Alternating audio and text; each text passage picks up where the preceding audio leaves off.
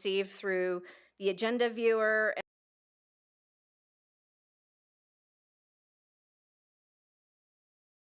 and clerk@estes.org would be the written public comments included in the packet.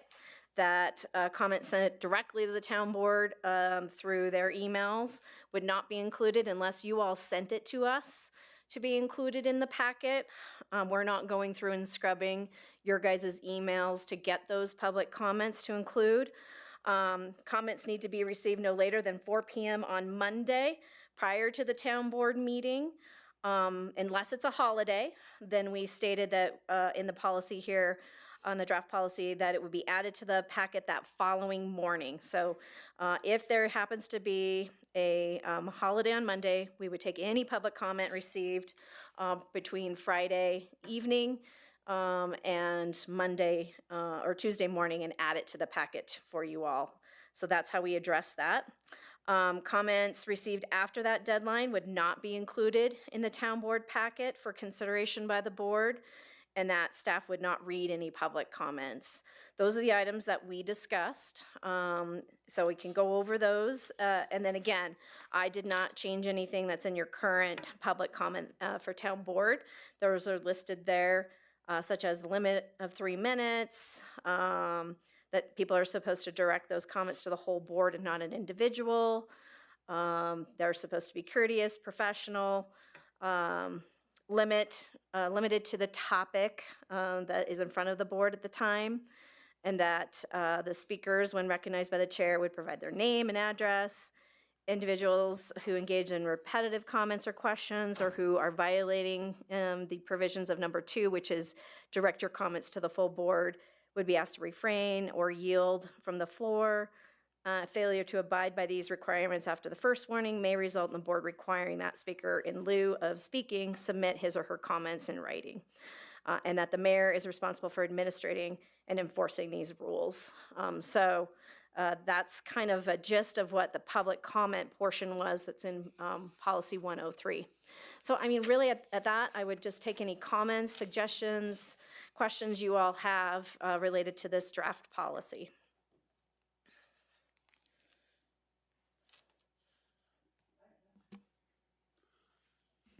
How much of a burden is it on the clerk's office if we were to extend the time from Monday at 4 o'clock till Tuesday at noon?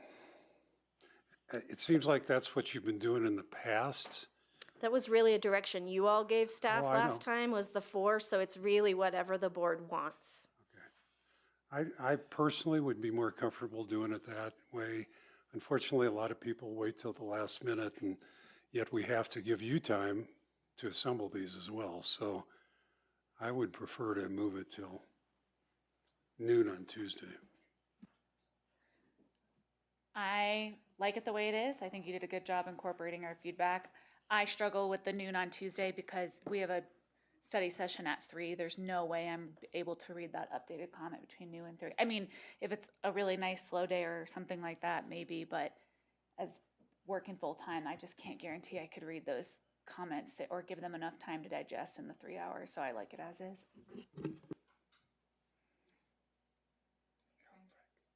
Oh, I thought you were up next. No, I agree. I think most communities, it's a week advance the packet has to be out, so we were very short on that as well. And I agree with Kirby to give us time to look at things and look at them. I like the Monday as a address. I had a couple other comments. One was the part about comments sent directly to the board will not be included as a public comment. If we forwarded those onto the clerk's office, Yeah, I did make that statement to you all because then it would come to town clerk at Estes. So anything coming to town clerk at Estes or submitted through the form would be included. If you would like me to add that caveat here, we can. yeah, I think if I got something directly to me at my email, I think if we had a policy among ourselves that we would forward those on to you. Same deadline applies, but if I got a comment from somebody and I could forward it to you in time, it'd be nice to have that comment in there as well. if Yeah. that works on your end. I could, yes, and I would include that if it was sent to the town clerk at estes.org, because then you're sending it and we would just include it. So Right. we could just refer back to, unless sent through, you know, item number, as stated in item number 1, we could, She said that before you sat down. Oh, okay. I did, okay. I'm sorry, but So, if you no, want that's it right, I'm included late. in, It I is- know, if you that's my want it fault. included in the policy, I could just refer that any public comment, you know, forwarded by the trustee to town clerk at estes.org would be included by Okay. the deadline, if you'd like me to add that sentence. Yeah. Yes, okay. And then it's our responsibility to forward them on to you. Couple others, the 3 minutes. And I know this is by default, it's this way, but I don't know if we want to state it, that the board can modify that by a majority vote if they want to. So, also I stated the, items on the back for public comment at the meeting come straight out of your policy 103. Right. And I didn't change any of that. Oh, So okay. do you want this updated? Do you want that updated here? As long as we're doing the policy, I think we ought to do the whole policy. Yep, that, I'm totally fine with updating that. So limited to 3 minutes unless, the mayor has been making those decisions at this point. Yeah. It has been something that you all have dictated to the mayor, to make those decisions in your, I believe it's another policy that I'm not thinking of at the top of my head right now, in which it calls out that the mayor makes that decision to change that 3 minutes. So there are pieces of this contained in both your agenda policy and policy 103. Yep, that's what it So is. the agenda policy, I think, is pertaining to allowing public comment at study sessions. But I think 103 has the provisions that carried over into this Well, if policy. we could just clean it all up, as long as we're cleaning it up. I mean, there may be times where we won't allow more than 3 minutes. And on the other ones, I guess, kind of go to the same area, is one is, somewhere, and I'm not sure we've ever addressed this, is people wanting to yield their time to somebody else. That comes up all the time. Do we want to allow that, or do we want to not allow it? I just think we probably ought to address it. People come up and say, I'm gonna yield my 3 minutes to somebody else. Or you have 10 people and they're giving all their 3 minutes to 10 people, all of a sudden we got half an hour, somebody's speaking for half an hour. And that has happened at times. And then lastly, I think we talked about this before of, not asking for addresses. That people have to disclose their address. I still would like the idea to say, I'm a resident of the town, or I'm not a resident of the town. A lot of people don't know that they're residents of the town or not, so I don't know how you guys want to handle that. Well, if they don't know, they don't know. But I Sure. don't think we need to hear people's addresses. I thought it was interesting of going through the packet, and we're looking at the liquor license. We redact everybody's address out on the application, their personal address. But if they came up and speak, they'd have to give their address of where they live. And I'm not sure it adds to that area. It certainly would for anybody who's really out of town. You know, somebody speaking to us from Boulder or Longmont or something would have to disclose that. But I never have like the addresses. I don't know how everybody else feels. I don't think it adds value. And I think some people don't want to disclose their address. And those were the few comments I had. Good job, though. I like it. Thank you. So just on the 3 minutes, if I could get clarification, would you like it to say limited to 3 minutes unless modified by the mayor? Does that work for what you guys are? No, I'd like to hear what you have to say. I mean, I'm fine with that, or by the board. I just don't want to have that hard 3 minutes, because there may be times where we want to have. Or maybe it just says unless modified. The statement that on the agenda? Okay. Yeah. Just so we're consistent. Think you did get a lot of that conversation is in here. The deadline of Tuesday at noon, I love to hear public comment, but I think it is really cumbersome on Tuesday to be able to focus on those things that I think are important. So I would stick with the Monday. And it's just probably a matter of retraining people to know that's the deadline. I agree with what you raised about addresses. I have always thought that was a little bit much. I think that it would be valuable to know what a person's mailing address or mailing city. What, are you Estes Park? Are you from Drake? Are you from Boulder? Are you from out of state? I think that that's important to be able to qualify comments that someone makes. And I think that's pretty germane to our conversation to consider those remarks. Otherwise, I like the way it's turned out. Thank you. Yeah, to the address part, I did often wonder, I thought maybe it was town clerk needing to have that address for some reason. Although I think we need to decide what it is that we need from them and not just leave it up in the air. I like your point, Mark, about, if you can just state your city of mailing address or something, that way we at least know who's presenting, if they're out of town, if they're down the hill, Allen's Park or what have you. So I would vote for something like that rather than the physical address. I too find it really difficult,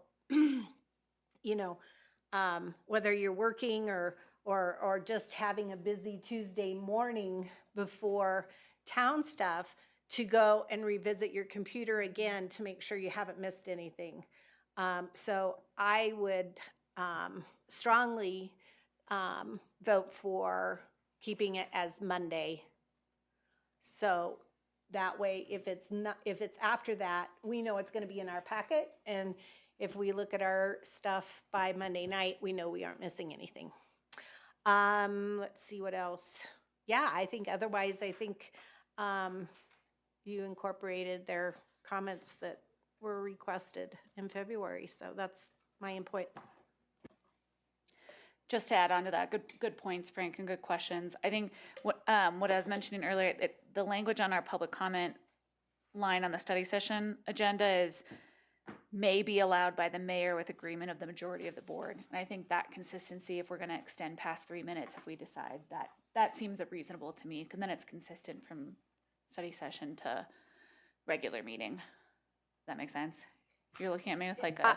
You guys have just have never done consensus. The mayor has decided based on how many people are on the list or how many show of hands. So I just want to make sure that you guys are aware. That would now need to be something you're all having to, I guess, whisper across each other what you guys want to do. That's right now in the hands of the mayor and mayor only. So that would just be a change. And that's fine if that's what you guys want. I just want to make sure you realize that would be a change, because the study session is very specific, Right. To the policy that states that with the, you all are agreeing, whereas at a town board meeting, it is the mayor making that decision. I mean, I don't want it to come across, the mayor's not here, so I'd like to hear his input too. But I think it should be a board decision personally. That makes most sense to me if we're going to extend public comment beyond 3 minutes, especially because this is something that's come up regularly, that I think it should be up to the board to extend it beyond 3 minutes per person. So that'd be my point or my input on that. To Frank's point on yielding time, I'd be supportive of prohibiting that, because I just think you make your comment in whatever, 3 minutes or not. I want to steer us clear of, that kind of 30-minute monologue, if we can. And then asking for addresses, I mean, sometimes I do find it valuable to know where people are located. I mean, especially if someone's coming up to give comment on something and it's maybe related to the ordinance 11-25, sometimes it can be helpful to know somebody's address if they're making comment as a neighbor within that range, or not. I don't write down somebody's address, but if the rest of the board felt that they were comfortable with the city, I could support that. And then, the timing. I just wanted to add too about the timing of public comment, that sometimes I think when we do get that last minute barrage of like Tuesday, even in the morning or afternoon, sometimes I feel as though those comments that come in, people haven't had the time they need to process the agenda item.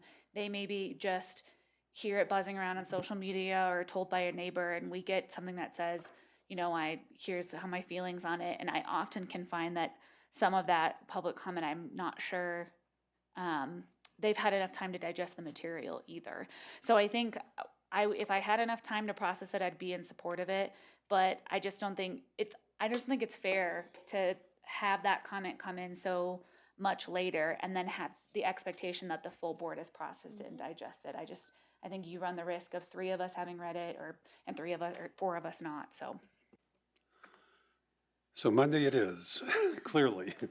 I do agree about Frank's comment about the ceding time to others. I don't think we should allow that. I'm wondering whether there might be a kind of an intermediate thing between asking for addresses and asking for, when we have a lengthy, expect lengthy public comment, we often put out a signature thing, and I'm wondering whether we might want to do that as just a matter of course to capture their addresses, and that might help whoever's keeping track of this as well.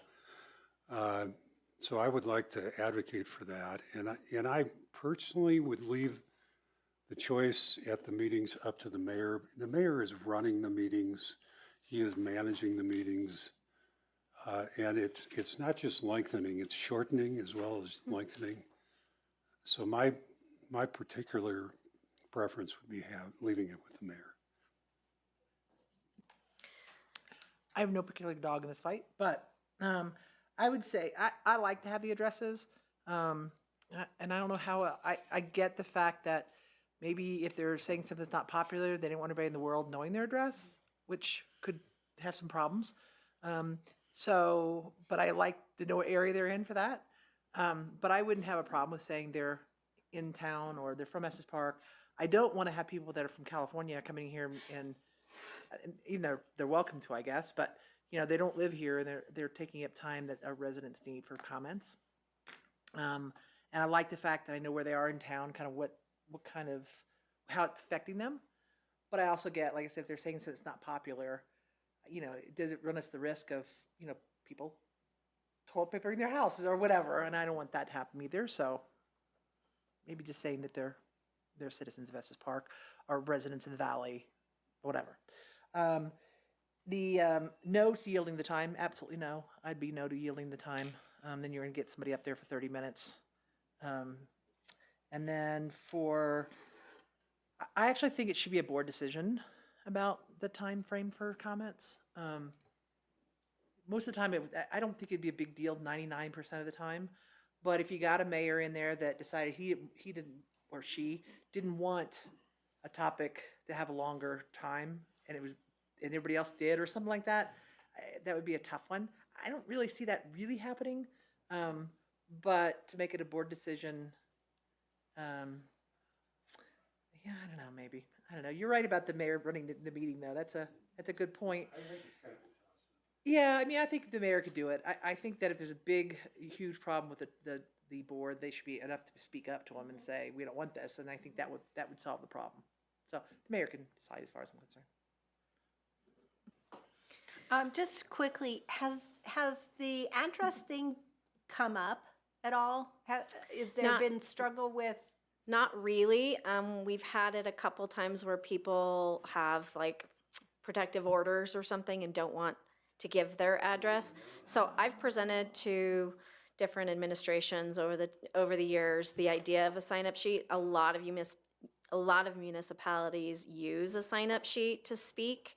We have been very open here, and so if that's something we wanted to try, we could certainly try. It doesn't have to limit public comment, but we could have individuals sign up, especially during the open period of comment. We could try that, but it's really kind of up to the board. We have suggested it over the years, but it hasn't been something that the board's been interested in. So if they had a protection, coming back to that scenario, and you had the list, the board to fill out, and that is where that address could go. I mean, they could just not put it down or what have you. I kind of like that. I think that kind of gives us both a little protection and privacy for the residents, but yet provides us with some information. I mean, granted, the sign-up sheet just usually stays with the mayor or mayor pro tem, so it doesn't really help the other members. So that's a hard one, but, and I totally agree with Frank on the, I didn't mention that, giving other people's time to their time to others. I don't want that. So I don't know. The sign up thing is an interesting thing to try in my book. You know, I think if people wanted to give their address or say they lived in the neighborhood, they could. But, you know, I always look at it, what value does it give to us? And if it doesn't, and there are some people maybe feel uncomfortable or anything that would make somebody say, I'm not sure I want to stand up and give my address, so I'm not going to speak. I think we want to make it as welcoming as possible. Nothing stops anybody from saying where they live. So, not sure how we do that. If you want to state they live in the neighborhood where it is, because there is some value to that. But I don't see the value in most cases. Most of the things it doesn't really matter. That we need to know their specific address, and I don't want anything that makes people feel intimidated to come and talk before us. I will tell. I agree. I will tell you that the clerk's office sometimes uses it to actually figure out who spoke, because some people get up here and do this and I can't understand anything they say, as an example. So I will tell you that the clerk's office has used it in the past to actually figure out who they are. So if we can't Maybe the have sign people up. speak clearly, then maybe a sign-up sheet, or just a sheet that's here that they can write their name down for us or something, would be helpful, because there are times that I literally cannot tell who that individual is, but they'll say their address, and of course I can go figure out who lives there. So I know that's probably speaking more to your point of knowing who they are, and that's public information once you put that out there. But it has been helpful. I just thought I'd let you guys know for the clerk's office, because there are times when I'm not sure who that person was. Well, for me, knowing where they are and whether they're a town resident or not is secondary. Primary is people being comfortable speaking. Sure. And I don't want anybody sitting out there not wanting to come up and talk just for the reason because they don't want to give us their address. Right. But we could ask them to spell their last name. And that could be very helpful if they'll speak clearly, because there are times they speak very quickly, or they mumble it, or like I said, they speak very into the mic, and it's like, I have no idea who that person is. And so it would be helpful. Maybe that might be something that they could do. Instead of stating their address, say your name and spell your last name for us. I think that could be very helpful. That's a very good idea.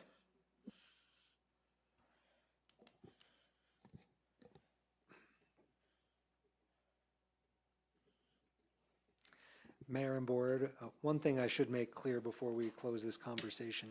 You might remember the last time we talked about this, I brought up the point that we were not getting into a code of conduct for speakers. That's a project if we wanted to do that. A number of communities have had to do that, and we haven't faced that issue here to the degree that it would require that. There are a couple carryovers you'll see in this policy, this draft policy, from a previous policy. I haven't reviewed those. So I want that to be clear to you all. There are First Amendment considerations as well. And just because this is coming to you as part of an updated policy, I wouldn't want you all to think that it's straightforward to be able to implement or apply any of that. If we were going to get involved in limiting what speakers were able to say in any substantive way, or preventing people from speaking at future meetings, we would need to have a conversation about that. It might be a confidential conversation. I don't have any problem with the language in the policy remaining as a carryover, but wanted to make that note for you all.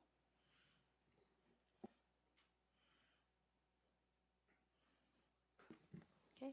Do you have the comments you need? As long as the board feels they have provided staff with what they need, we would bring this forward. I would assume as an action item moving forward, if everyone's comfortable with that.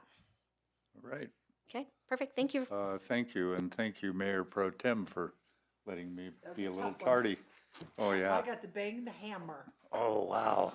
That's so cool. Annexation of enclaves, Senior Planner Hornbeck.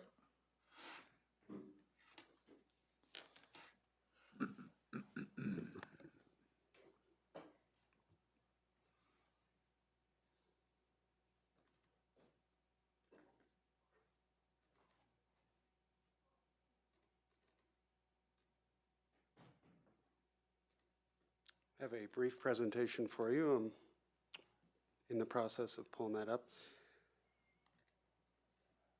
All right.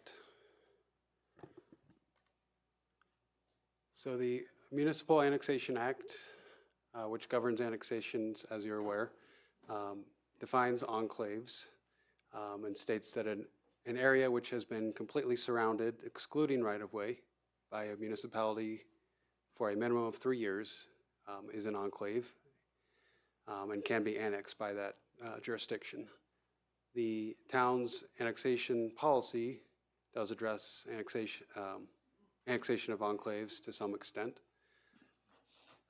It essentially encourages a case-by-case basis of looking at enclaves and does point out some of the potential benefits of efficiency of delivery of government services when those annexations occur, to eliminate kind of a patchwork of town and county boundaries.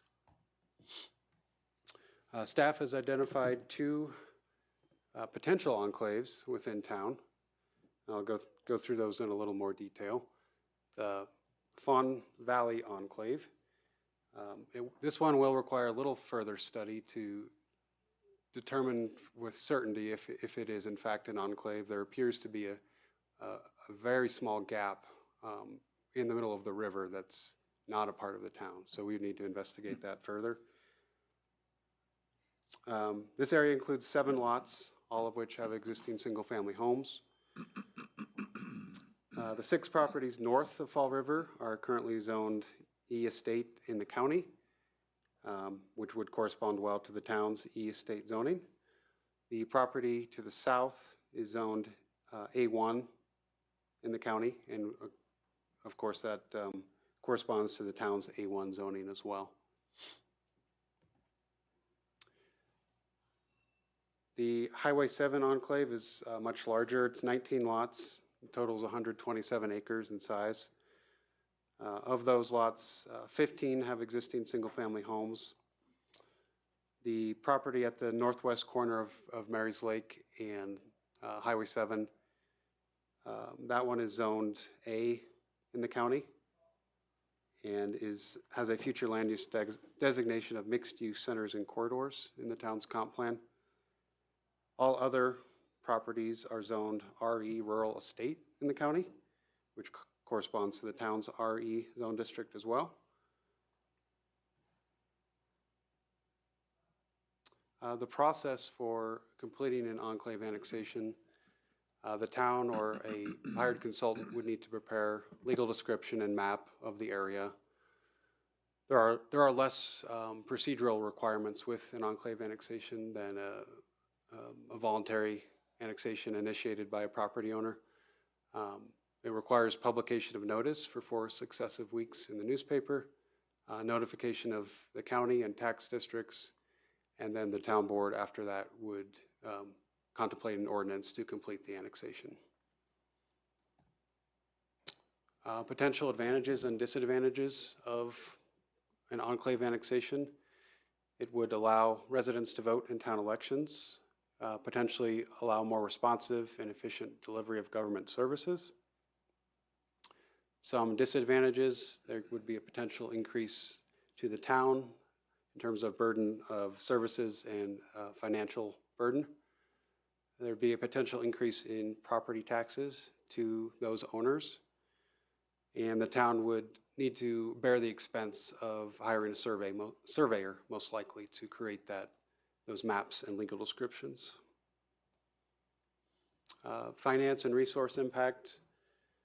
Given the residential nature of the 2 enclaves identified, with no commercial tax, there'd likely be an increased burden on the town finances and resources. However, a more detailed impact analysis could be done at the time of annexation to look into that impact to a greater extent. As mentioned, costs for surveying and mapping would also fall on the town. Staff anticipates moderate to high public interest if the board were to proceed with any enclave annexations. And that concludes my presentation. Happy to answer questions.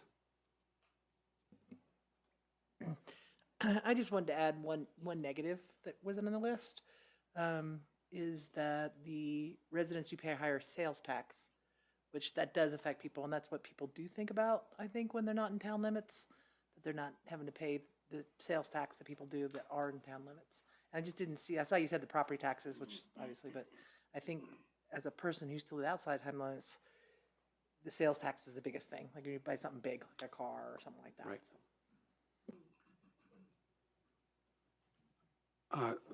So Paul, on the Fond Valley property, you say it may not close there, I guess.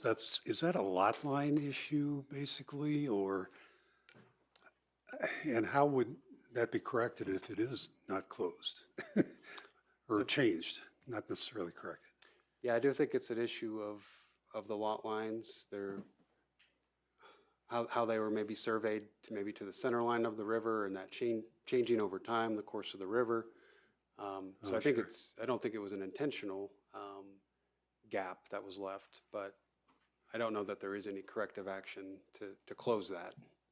We would need to investigate further. Okay, well, I know we sometimes change lot lines. That's why I was wondering whether that might be a corrective action.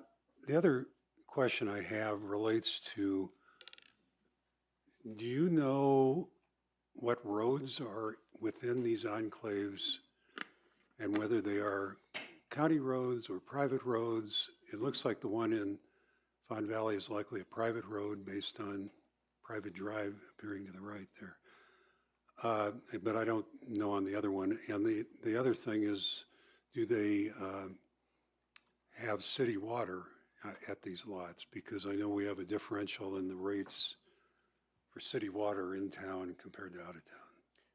Yeah, the water question I can't answer off the top of my head. The roads is something I can give a little more detail on. I did talk to Public Works and Engineer Whitwer. So yes, the one in the Fond Valley is a private road, so no impact to the town. Highway 7, the Pawnee Drive up to the north is already in town limits, so no impact there. CDOT, obviously, Highway 7, so that leaves Mary's Lake Road. It's currently in the county. The town does have agreements for maintenance. Trevor didn't anticipate a big impact for maintaining that. Only potential if there were a larger reconstruction or something like of that nature.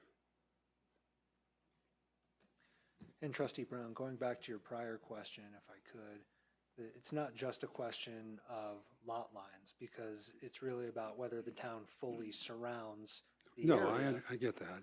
So it goes back to the annexation ordinances for what was brought into the town whenever that happened, whether the town actually exists as a jurisdiction all the way around it. So it might not be as simple as a lot line fix. Oh, I see. But it could be an amendment to the prior annexation, I gather, right? Possibly, but we Which don't know is a what we're pain. dealing with. It I is a get that. pain. That would depend on the property owner's consent. And honestly, we haven't looked into that yet.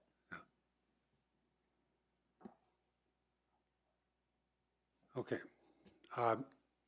You know, the reason I asked for this to be a study session item was really less about enclaves and more about beginning the discussion of annexation, because we have this weird patchwork of a town that is part in town, part not in town. And I think there are some undesirable characteristics that go with that. And I know that town staff has traditionally wanted urban road standards, for instance, if you're annexing property, which makes sense if you're doing a new development, for sure. Makes a lot of sense then. But if you annex existing areas that are already developed, I don't think you'd want to do that. I think you'd probably agree to rural road standards.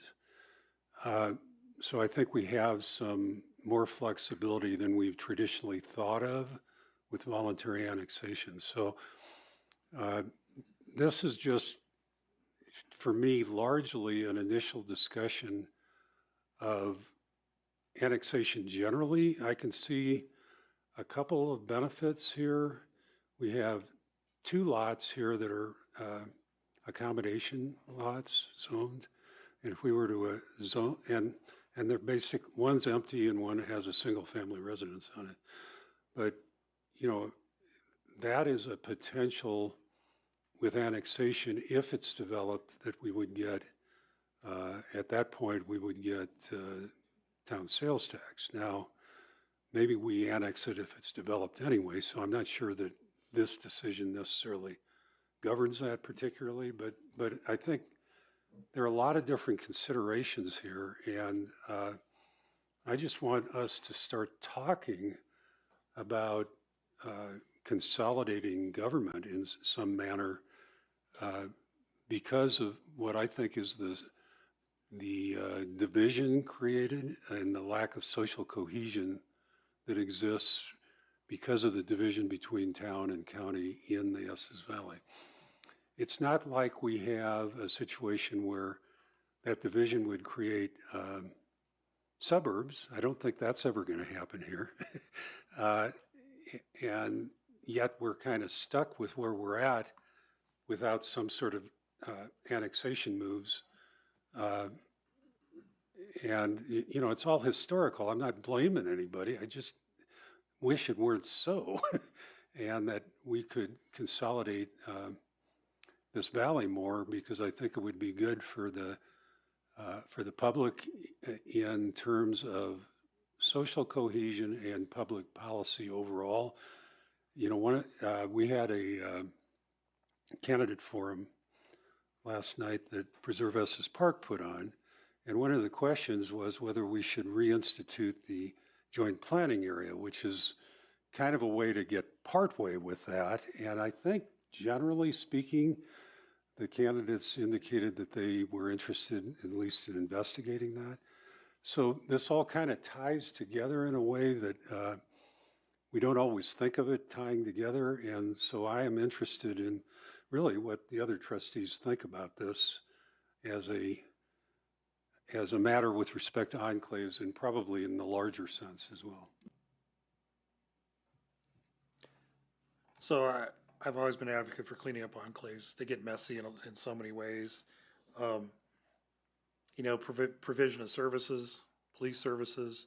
Just take something like our noise ordinance. And here we got little tiny pieces of property next to people who live that might complain about noise, but because they happen to live next to an enclave, our noise ordinance doesn't apply. I think we went down our ordinances there. Well, we don't have to go down our ordinances. Every ordinance we have doesn't apply in here. And some of them are to protect the people that are in town, and it's there. I understand the sales tax thing. I look at it on the other side of it.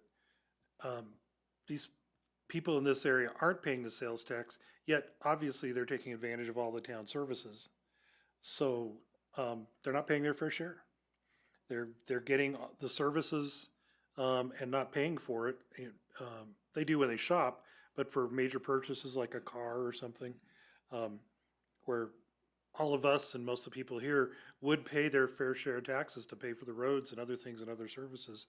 These people, because they happen to be in a hole in the middle, get out of it even though they put demand on our services. So that's not fair from an equity standpoint. I agree.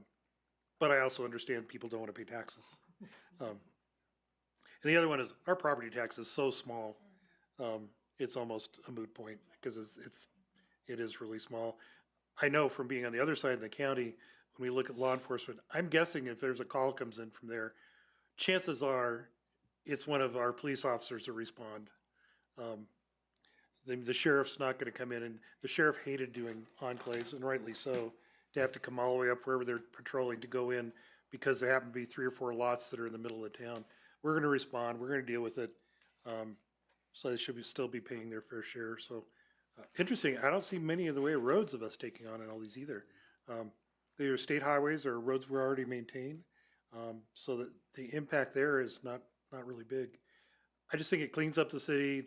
Brings us more into that cohesion of being a single community and not having these people who can't vote but are obviously affected by the decisions we make. So I like the idea of closing the enclaves. I had heard before about that little gap there stopped us before we looked at Fern Valley. I don't know why that gap is there. It was something to look at, but it would be nice to clean that up. The other is if there's anything like vacation rentals and things like that that end up in these areas, they wouldn't be paying the fees, they wouldn't be paying the housing impact fees, all those things that everybody else has to do, which gives them an unfair advantage in competing with other businesses in town that we need to clean up as well. I could speak to the water. Own several properties in the lower Fawn Valley area along the river. And we are on a well, so we don't have any water services from town. And I'm wondering, because that river just got totally wiped out with the flood and rerouted and stuff. So, I'm not wondering if after the flood, when they kind of remapped it, if that's when that parcel happened, or was that pre-flood? So that would be a question I would have. I know they've been, the town has been looking at visiting with the Fawn Valley owners and their opposition. It is a commercial property, so they wouldn't be affected by the linkage fee or the housing. So, just because back, his last name escapes me, that built that, it used to be a hotel, so it's all commercial.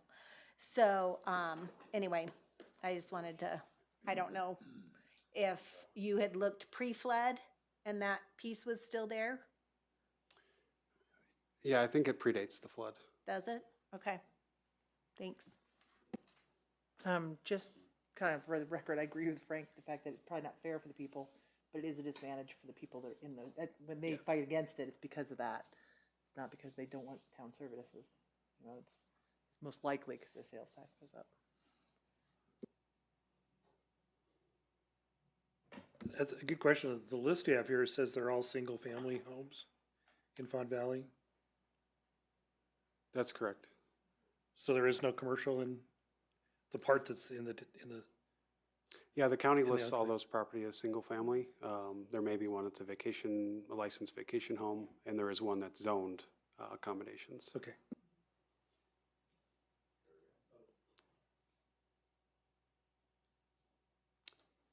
That's all I have. Is there more to the presentation? No, that's all I have. And do you need, do you have whatever input you need from us? I'm not sure that I have direction to proceed either way.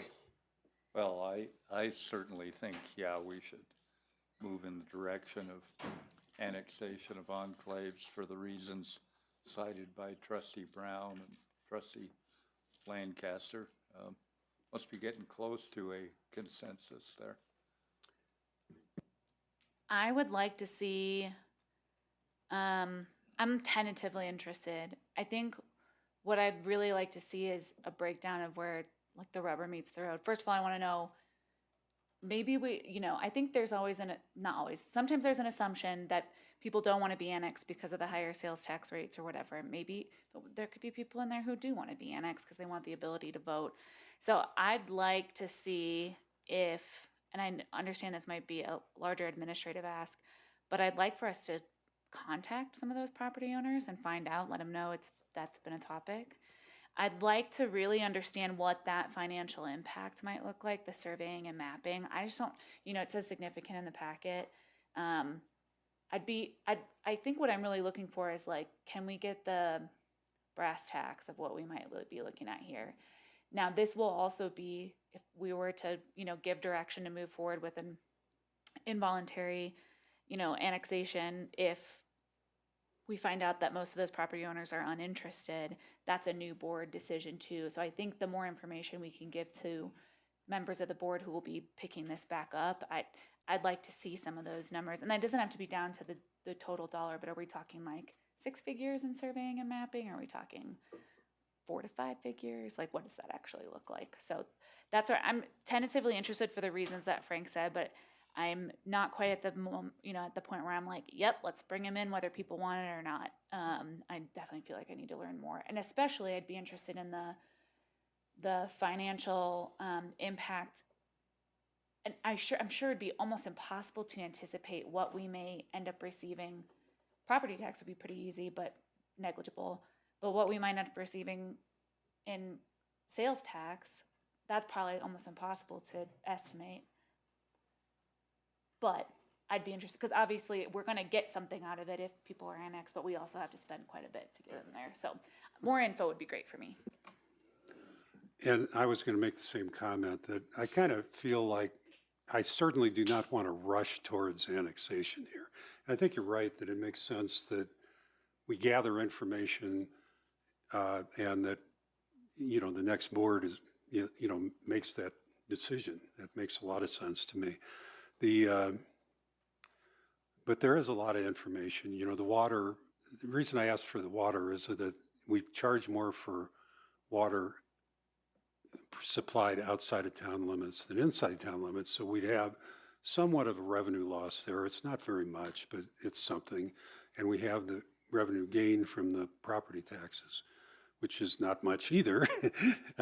So those two tend to sort of offset. And I suspect that there are ways to get some sort of statistics from which you could estimate sales tax. It's always going to be kind of a guess, but maybe Amazon can tell you what the average order of a household in the area is, or you could figure out how many people buy cars a year and kind of extrapolate something. So I don't think it's impossible to do that, and I think it would be helpful to make the effort at least. And I'm not sure where it's going to lead.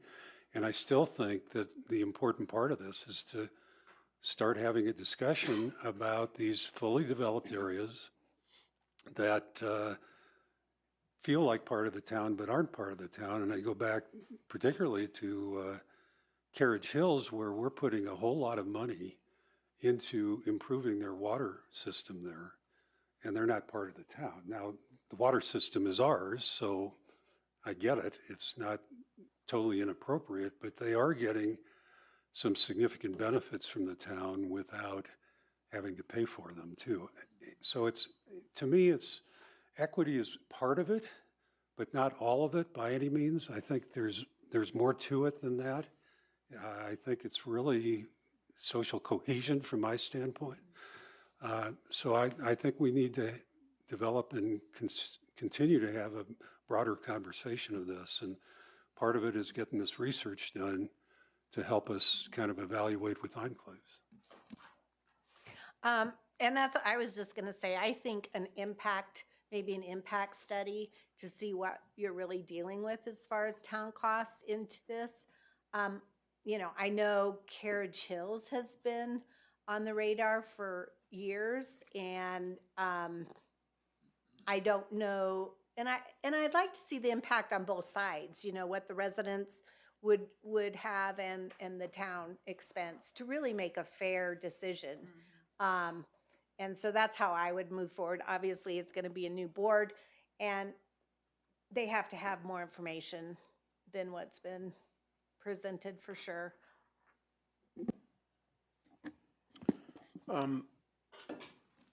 The things that came to mind when I looked over this were early conversations with the community, and especially the affected homeowners. And so to be clear, if you're not looking at this chart, it's Highway 7 from about Pawnee out to Marys Lake Road on both sides of the highway, and a few addresses on Fall River Road.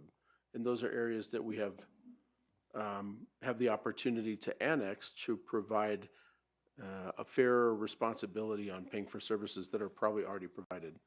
So while I agree with Trustee Hazelton on wanting to get a better sense of what the cost is to the town to do this, also the cost to the community, the benefit in the long term. So I'm going to reinforce kind of what you've heard here, that I think we need more information to know if we should move forward on this. But the key point for me is that, and I will try to help, but I think that the town should be very proactive about this, because it could be seen as the small government is coming to take from you. And really, we need to have a conversation about what the best way to go forward on this is, to level it out. So I would be supportive of moving forward on it with those considerations for us to talk about. One other thing, the flip side, there's that old saying, cowboy saying, that when you find yourself in a hole, first thing to do is stop digging. I don't see anything in our annexation policy that says that any future annexations will endeavor not to create new enclaves. I think it should be stated, because somehow we got ourselves into this, and somebody knew we were doing it. I think we have a policy statement that future annexations, it may not be possible in all cases, but future annexations will not create new enclaves, so we don't go through this again. I just keep remembering back working with Loveland, and they had, I think, 37 or 38 enclaves, and some of them were as small as 2 lots. It was a huge mess. And let's not get to that situation as we move forward. I just have one minor thing that I meant to mention, that is the vacation rentals in these enclaves. That's going to be part of it because we get sales tax. Off of that, we already get the lodging tax, but sales tax would be affected if there are vacation rentals. And for that matter, if they're in a residential zone, our cap would have to be talked about as well. And my biggest point would be, to me, it looks like that we already provide most of the services for these. I would think it would be a win for the town on these. But I also do think that in the spirit of, when we talked about asking these neighbors, this is a big change for some of these people. And, we're talking about just cars and big wash machines. But I can tell you, when you're ordering from Amazon and it's $4 more because you're in town versus just because you're taxed. And I'm sure that $4 is not the big issue. But for the person, it might be. And so I do think that if we plan on stepping forward with this, we should at least in these big areas have some kind of community meeting. We have community meetings for rezoning and everything else. So I think to have a community meeting for this, I think would be important. At least invite those people. Close enough? I think so, yes, thank you. I saw a T-shirt the other day that said, good enough, and the picture underneath looked like Socrates, but he was called Mediocrities. This is not a mediocre discussion, this is an important discussion, but good enough, so, okay, thank you. Exemption of certain products from sales tax. We have Director Zimmerman. Thanks, Board, for agreeing to hear and discuss this. I think I brought this one forward, and I appreciate that you're willing to listen to this. I think a lot of Front Range and other towns, and not to steal any of Tammy's thunder, but other towns in Colorado are taking advantage of the state policy that allows this, so carry on.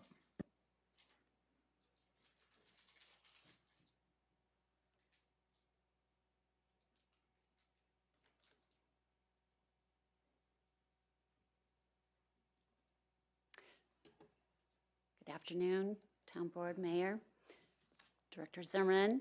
Okay, so the purpose of our study session today, as the mayor's reiterated, is discuss the advantages and disadvantages of modifying the town's current sales tax exemptions. And for this discussion, we're talking about including personal hygiene and incontinence products. Is there a way to get this to show?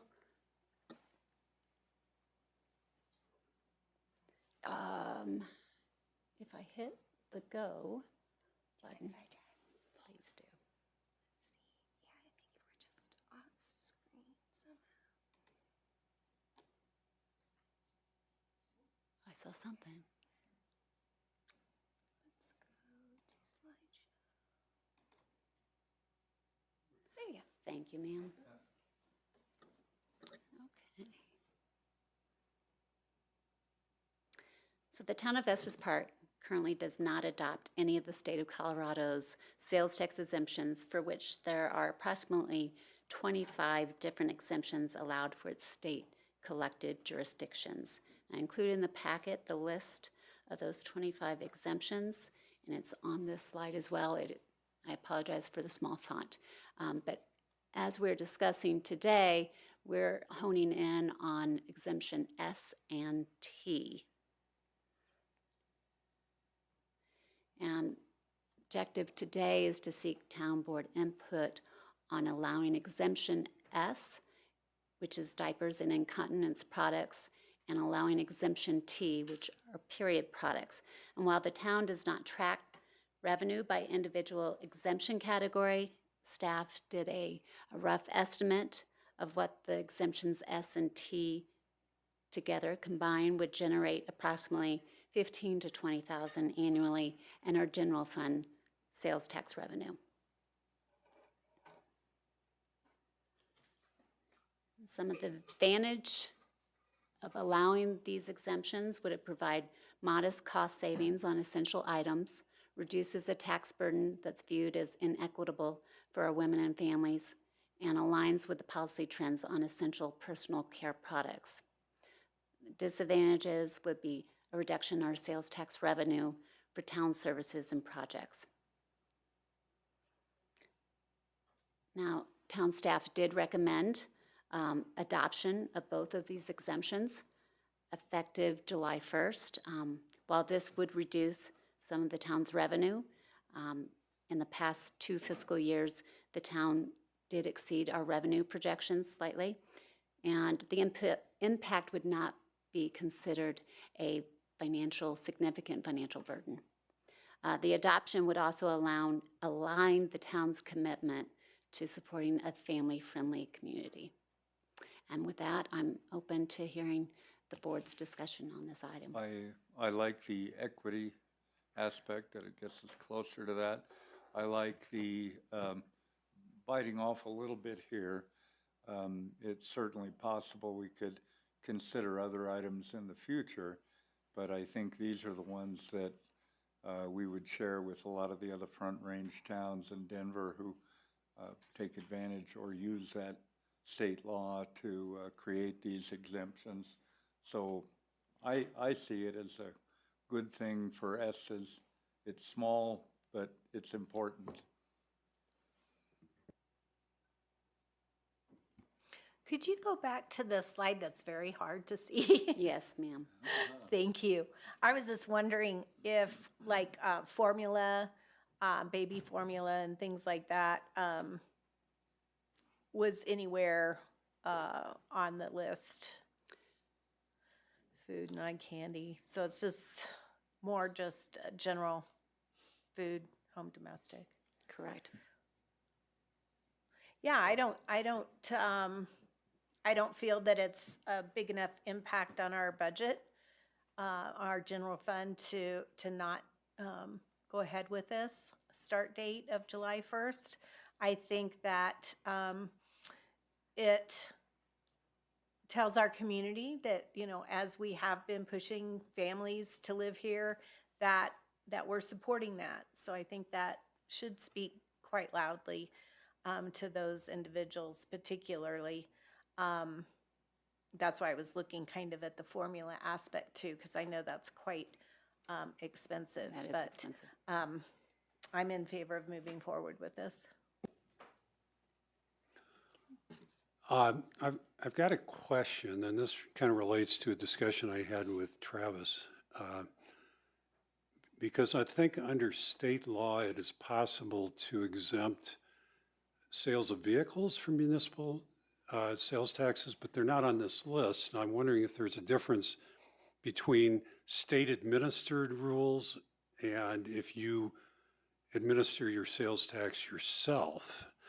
Because that would be the only explanation I could come up with why it wouldn't be on here unless it's unless cars are medium and heavy duty vehicles. But I wouldn't think they are. I think they'd be light duty. But anyway, I'd just like to have that investigated, I guess, a little bit, because it bears, the only way it doesn't really bear on this particular question. It bears on the whole annexation issue. And I'd asked Travis to provide an estimate, and I'm sure you provided it, of how much we collect on vehicle sales tax a year, and it was staggering to me. It was a lot more than I would have expected. I think it was over $400,000. But I would like to understand if that is an available exemption here, even though it's not listed here, or would we have to administer our own sales tax, and is that a viable option for us too? I think that's a separate question probably.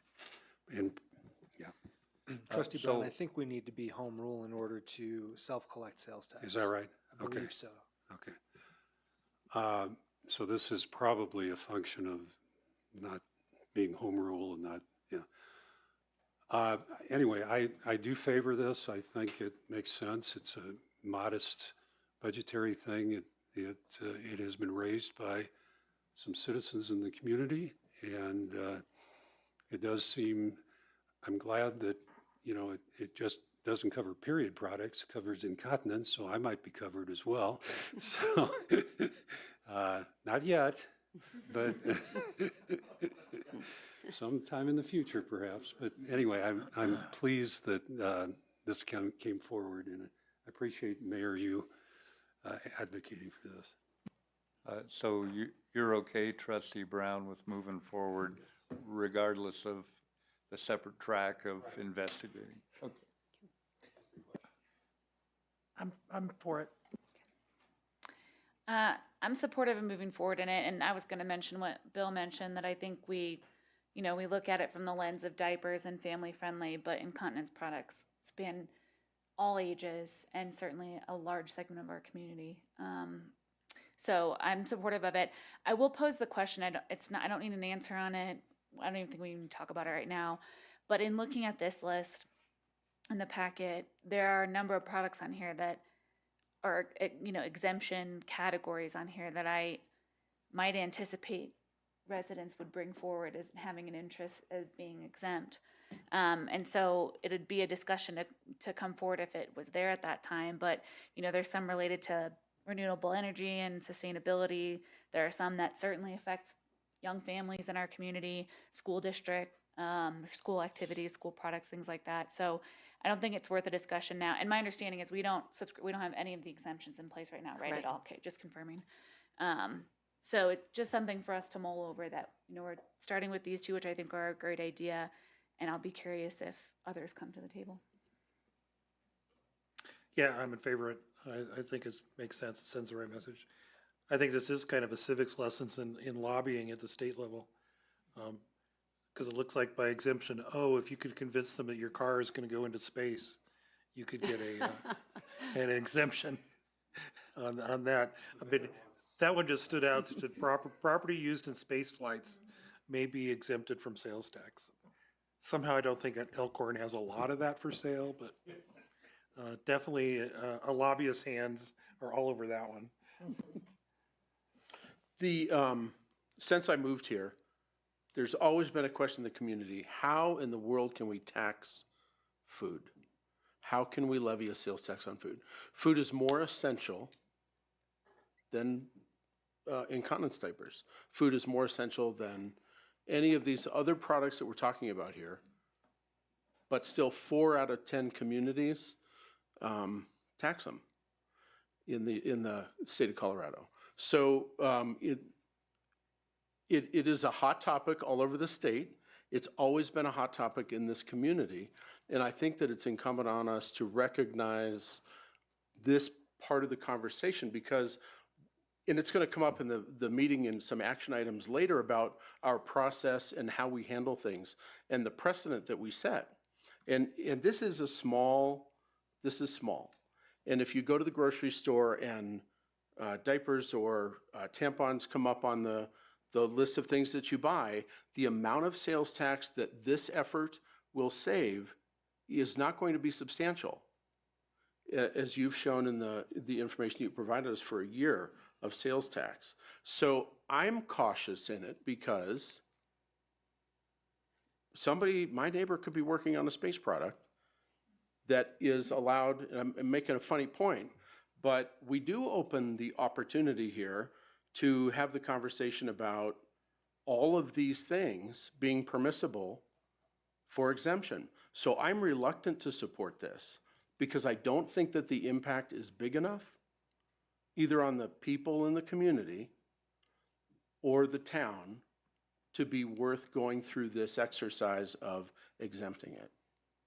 I think that we can spend our money better in other areas to have a better, more beneficial impact on families and people who would use these products, whether that's any age range or any family. So I'm not going to support, I would not suggest that we move forward on this because I think it opens up the door to have a conversation about, well, hey, now wait a second, I can't live here without food. But as a trustee, I recognize the critical importance of the revenue that we bring into the community for the benefit of all that live here. And that is truly funding our government and local services with the assistance of tourists, more than anything else that we do. So I would say we do need to continue with the sales tax on food. But this I would say, I don't think it's worth doing it.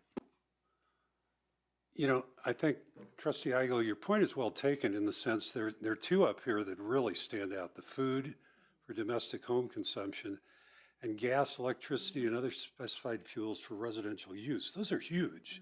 And those are going to be big numbers. And I suspect if they came up, the numbers are just too big for us to really want to do that.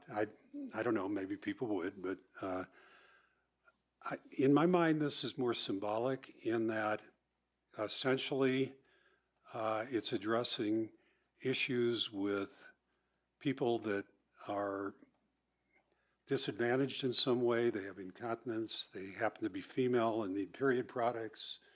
They have kids and need a lot of diapers. I had 5 kids, so I can relate to that big time. That was a big expense, really, at one point. So I think it's showing the community where our values are with respect to people in those circumstances, and that's why I think we should support it. I think, Town Administrator, groceries represent about 12% of the gross sales tax collections, something in that neighborhood.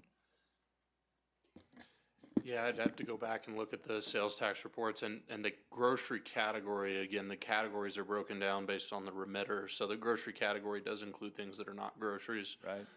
It would be hard to get a specific dollar amount for, it is hard to get a specific dollar amount. I would hazard a guess that most of the items that we're talking about today with incontinence products and period products are within that grocery segment. Right. It's just not broken down further. Right. My point being, of course, that number is quite substantial for our collections. I think you probably have enough board do. feedback for next steps. Okay, thank you. Thank you. Just You- curious, do you know, do most point of sale systems, are they able to handle this? I mean, how hard is this for a business to say, I'm gonna charge sales tax on everything It's except for not the, hard. okay. Software.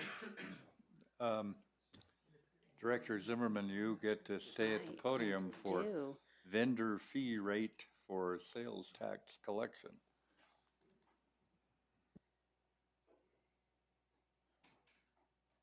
That's not it.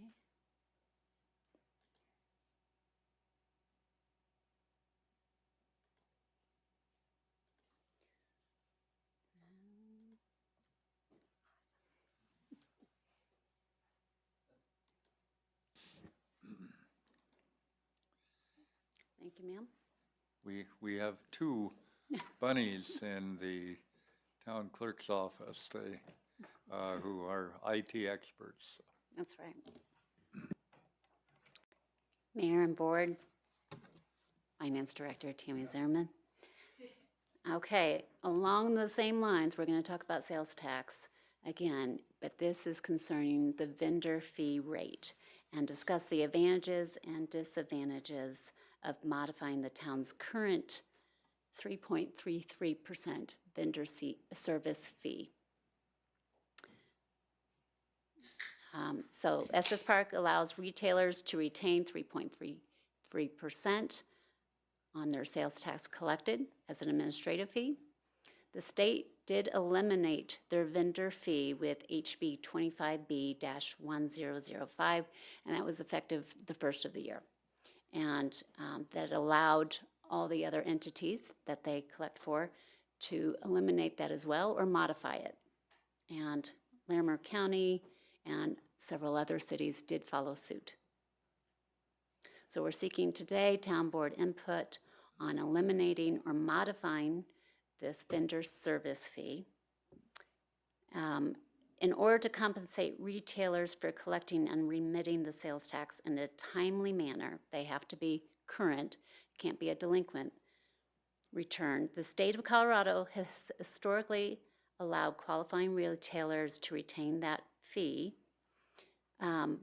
but the state fee had been capped at $1,000 per filing period per retailer and was not available to retailers with more than 1 million in total state net taxable sales. So we've estimated that for each 1% of the vendor fee that is retained by Estes Park, that's about approximately $215,000 in revenue to the town. Our overall fee of 3.3% is estimated to retain about $700,000 annually.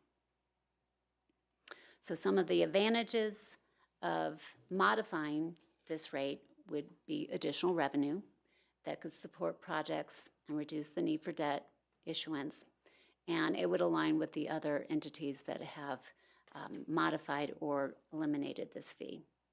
Some of the disadvantages are it's an additional financial burden on our local businesses and seen as less supportive of our business community. And staff did recommend not modifying at this time our 3.3% vendor fee to align with a business community support. So opening it up for discussion with like the town board's feedback. You are not recommending it. At this time, not modifying. Right. Correct. I Keeping agree- it as is. I agree with you then.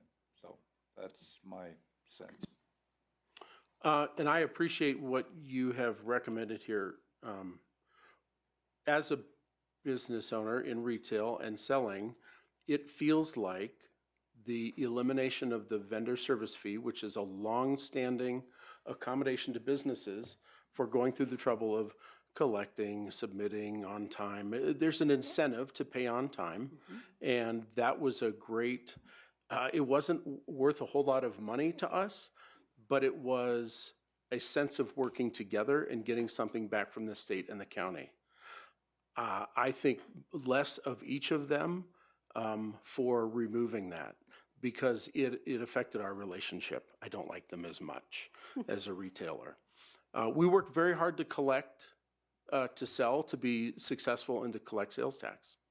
So I think that for the town to remove that, when I saw this come up, I thought this is not going to be good because everything we talk about at the town of Estes Park is having a viable, long-term, business-focused, healthy economy. So on that note, I appreciate your recommendation at this time. And I am not going to dig any deeper into that other than to say I think it's the right decision for our community. And it's a very small amount for what the retailers bring in to our organization, to our community. So thank you. Were you agreeing with her recommendation? Yeah.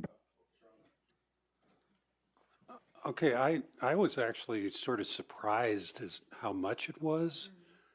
700,000 is quite a bit of money, but, and I'm also thinking that to a certain extent, as we have become more technologically advanced on this stuff, it's probably not near as difficult to actually comply as it might have been when this thing was first passed. So I have a little, on the other hand, I do think that we want to support our business community, and there clearly is at least some expense involved in compliance. And supporting our business community is useful in that. Do we have, question, are we subject to that 1,000 and $1 million thing as a local community, or was that only a state limitation? We're subject to it as well, I believe. Yes, it's for Yeah. our entities, yes. No, we're not sure. Okay. Okay, I guess it doesn't matter that much. I'll double check on that. Yeah, I guess we probably don't have and my understanding is that most retailers end up filing quarterly sales tax. I don't know, Mark, how often you have to file your sales tax. I think it depends on how much. No, but there's others ahead. I'm just writing notes. I'll be back. Yeah, I'm curious how often you have to file, is the point of sale. Hold on, you don't.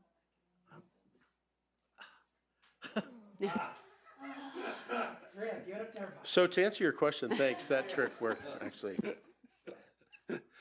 So I think my questions are, what's involved with a small business like yours in complying with the sales tax compliance? Just a sense of overall what you have to do. Do you have to hire an accountant? Do you do it yourself? Is it online? All of that stuff.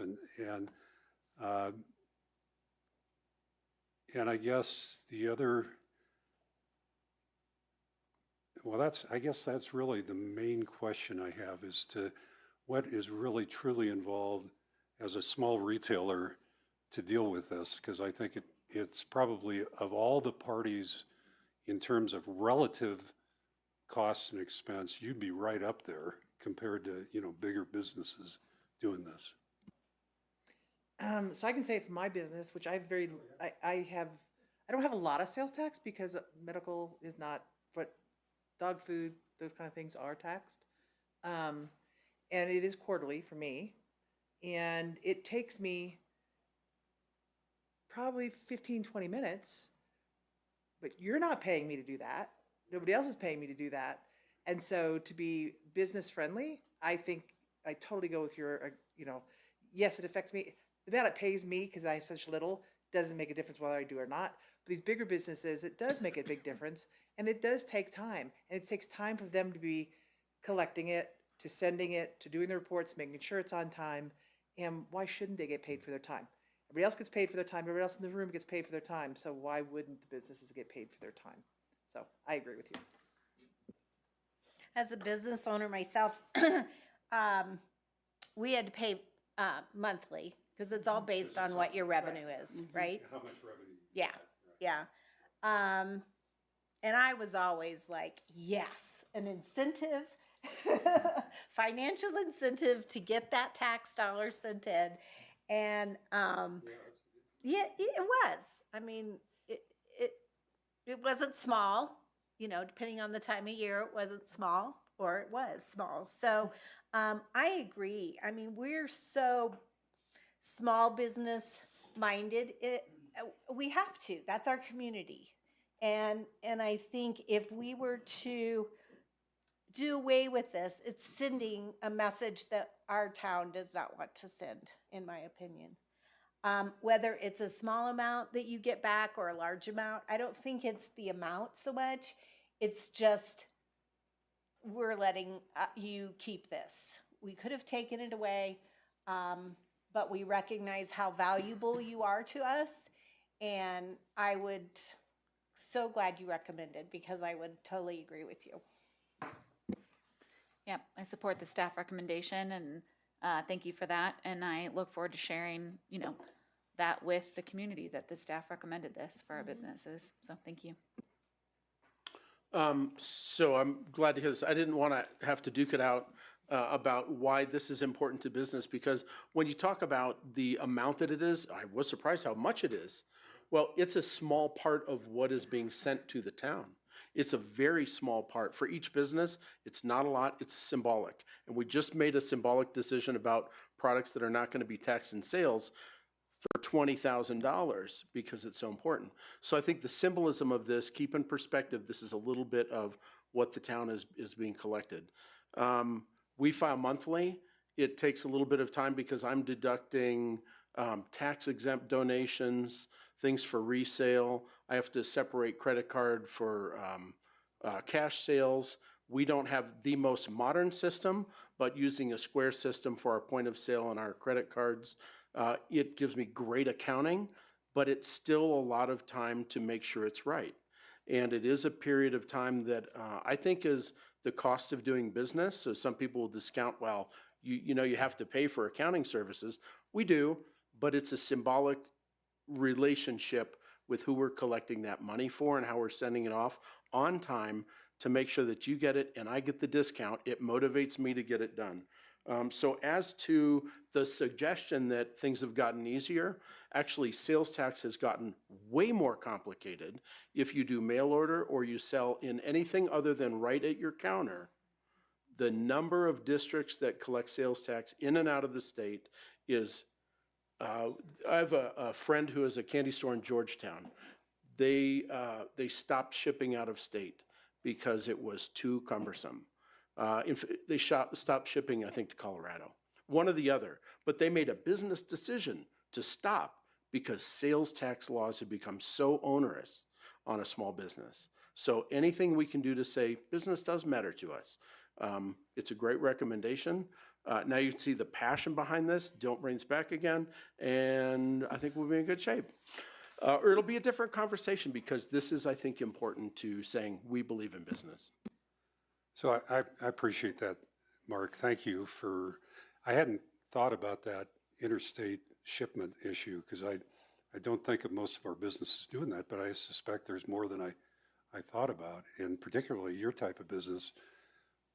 And it is complicated. And I know that there are companies that won't ship like liquor to certain states because of various things. So, and I'm more inclined to support this anyway.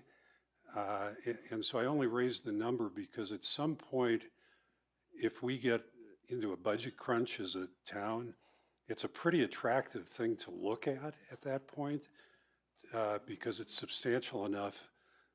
But I very much support right now the recommendation of staff on this.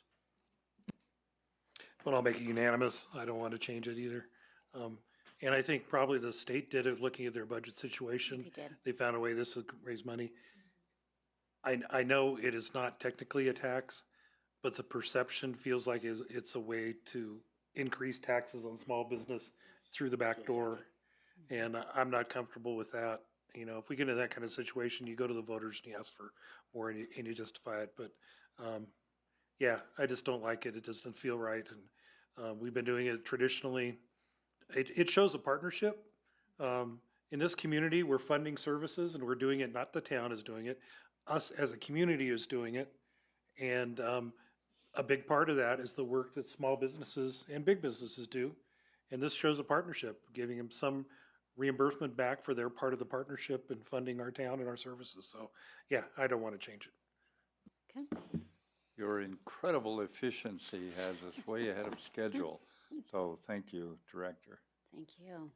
I have my marching orders then. Thank you. Okay. Thank you. Thanks. Town Administrator, do you have topics for future study session agenda items? Mayor, the Development Code Update 50% draft review will be ready in July, so we'd like to schedule that for July 28th. For now, that's a chance for the consultant to go over the proposed modifications, the edits, and talk through the work to date. That's big. And then the other item, the paid parking dynamic pricing pilot, we had an extended conversation about that at your last town board meeting. If there is a desire to explore that for this year, we would need to have a study session on that idea, that concept, April 14th. So that was sort of open-ended at the end of that meeting, whether that was still of interest to the board. There were concerns raised about certain aspects of the proposal, so staff would bring back a spectrum of options, but if the board does not want to talk about it, now would be the time to strike that one from the discussion. Is there a board member who would like to bring that to the study session? I would not bring it to a study session. It feels like time is close. and we may be rushing it if we're gonna try to push that through. Just the thought of putting the equipment together and the technology and all the other things we're doing from a management standpoint, I don't know if it's realistic, so I would not say we need to push that forward. Okay. Kirby? I have the mic for two other items I want to suggest, but Oh, okay. Travis, was that all from you? Yeah, so the question will be, then we can ask the next board if for the 2027 parking Right. season consideration, if there's a desire to explore maybe more of a binary instead of a bevy of options having, well, it's Yeah. either X dollars or free. That was what we were going to bring to discuss. But hearing that concern, we can kick that to the next season if the board would prefer that. Sounds reasonable and give us better time for analysis. yeah, I'm not gonna fall on my sword on that. If it came forward, I'd be interested in it, because then I think we have a year of data under our belt to consider what happens if we do see a change in behavior, especially for free parking. But if the rest of the board feels differently, I'm not gonna ride my horse in. You have other topics. I do have two. One is I'd like to see if the board would be comfortable requesting that the fire district, really it's the Larimer County Office of Emergency Management with the fire district, to come and give us a presentation about the wildfire mitigation grant that they got, the 9.8 million, protecting the gateway to the Rockies defense plan. They spoke to the Visit Estes Park Board at our meeting last Thursday. I'm going to share some of that at my update, but the presentation they gave is really compelling and interesting. I think it'd be really helpful for us to receive that. And I don't think that it's going to request direction or anything like that. It's more informational. So if the board feels, I'd like to request it as a study session agenda item, but if the board feels like they'd like to see it at a regular meeting, I think that would be acceptable too. So that's one. And then the other is we all received a letter from Kevin Benez and Von Freeman about our kind of events support. And it was also sent to the Visit Estes Park Board. I'd just like to plant the seed. I dubbed this as maybe approved unscheduled but tentative for a much future agenda item, perhaps a joint session with Visit Estes Park to talk about our collective community events approach for more of the winter season events. I am not interested in revisiting the events philosophy that we just spent a lot of time on, but in terms of the action items that Kevin presented in his letter to us, I think there's some for Visit Estes Park to bring to the table, and I think there's maybe some for us to consider as a board or for the new board to consider. I don't think this would be anytime soon because the Visit Estes Park Board wants a chance to talk about this themselves and think about what that looks like for their financial support of events and their budget, but perhaps late summer or fall to have that topic come before the board. I'm also going to bring it up during our second strategic planning session if I'm still here. If I'm not, it'll be up to the board for whoever wants to bring that up. So those would be the two. The first would be the protecting the gateway to the Rockies, and then the second would be a joint session with Visit Estes Park to discuss how we support events. Just to question the presentation, is that something you think the public would benefit from as well? Totally. I would think we should do it during the meeting then, rather than the study session, if it's that valuable, would be my opinion. Oh, yeah, study session on both, and along the lines of the schedule that you mentioned. I support Trustee Youngland and doing it on a regular meeting. I think that would be better for the mitigation grants. Oh, I hear that. I'm okay with that. Yeah, sure. All right. That's probably sufficient to get these planned out on the schedule at the appropriate time. Travis? Good? Okay. Any others? Seeing none, we will go into the board meeting at 6, although we will immediately go into executive session, and we'll read all that stuff when we get to that time. So We actually have about an hour and a half before we will resume festivities. This session is adjourned.